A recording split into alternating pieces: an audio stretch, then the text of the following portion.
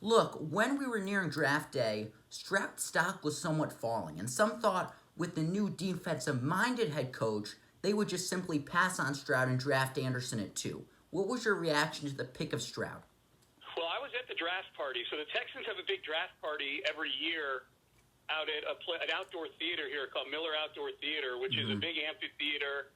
And on a good day, it's got a kind of seats and a big grass sort of amphitheater bowl where people general admission get their seats and sit out there. There were 8,000 people out there for the draft party that night, that's more than a full crowd out there. So the buzz was very, very palpable. I wasn't totally buying all the talk leading up to the draft that they weren't going to take a quarterback, just because I envisioned what it would be like here to go back into training camp with Case Keenum and Davis Mills as their quarterbacks, and I just don't think that was going to be something that the organization was going to be able to stomach and the fan base would be able to stomach. So the buzz on CJ Stroud the day of the draft, when we were at the draft party, the odds started skewing heavily that they were going to take CJ Stroud, and even with that, I think there were still some people that were like, I'll believe it when I see it. And when they took CJ Stroud with the pick, this theater I'm telling you about, Michael, has a huge movie screen where they were showing the draft. The place obviously went nuts. And I'm celebrating with Texan fans. And you look up at the screen, and all of a sudden their logo is back on the screen for the third pick. And then it went like next level because everybody knew what was coming next. And when they drafted Will Anderson, the place just went crazy. And it's the best this fan base has been able to feel about the team in a moment since the playoff win over Buffalo in January of 2020, where Deshaun Watson pulled that magic act to beat the Buffalo Bills. It was an amazing night. And I think it's something that the fan base has really been thirsting for over the last few years. It was very, very palpable. Excitement is the name of the game. To build a team and to want players or to have players to come there, you have to have momentum and excitement. They had that with CJ Stroud. After watching, you probably did, going into the draft, tons of film. You wrote articles about Stroud and if you could get him and if he was still there and what about Bryce Young. But really taking it into your own eyes, really. And right in this camp a few days ago, what did you see from him that impressed you the most and makes you confident about his future?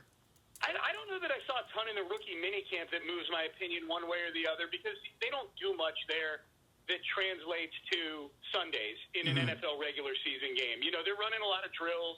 He definitely carries himself in a way that you can tell. Look, you can tell the guy played at Ohio State, right? Like he's probably played for a more hostile fan base in college than he does right now in the NFL. There's no doubt about that. I mean, that college fans can be absolutely insane.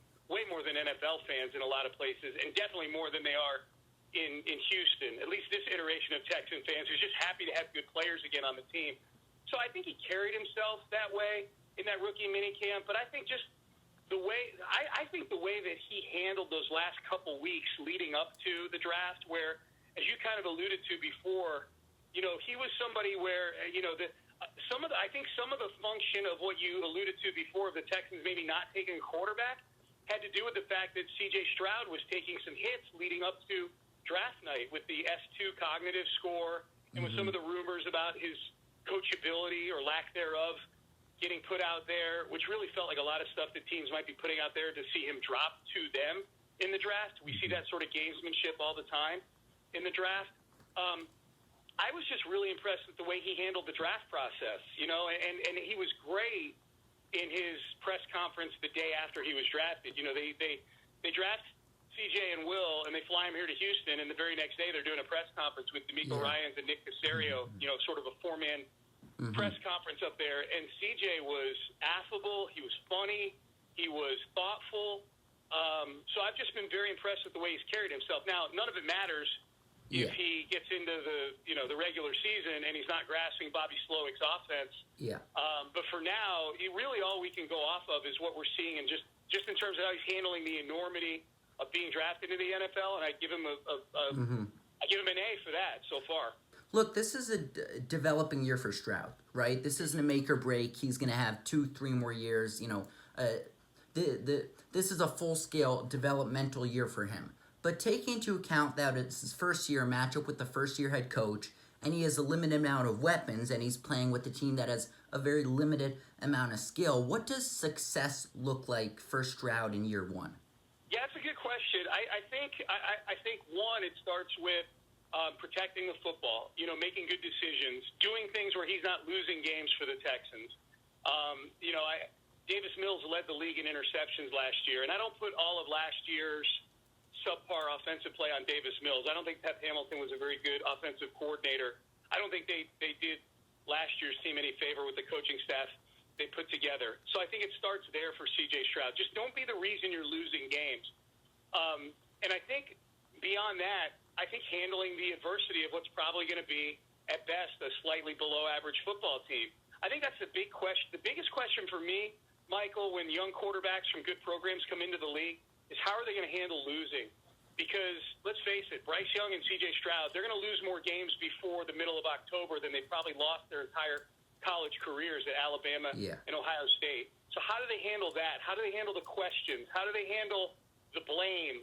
All of those things. I think those are things that don't necessarily show up in the record, but those are things that as we're evaluating CJ Stroud in his rookie year, just the maturity and the coachability, and is he making progress? I think Texan fans can live with a 6-11 season if it feels like at the end of the year, that the losses, the 11 losses, especially the ones that might happen in December and January, are ones where CJ Stroud gave you a chance to win those football games. Yep. And the other guy you talked about with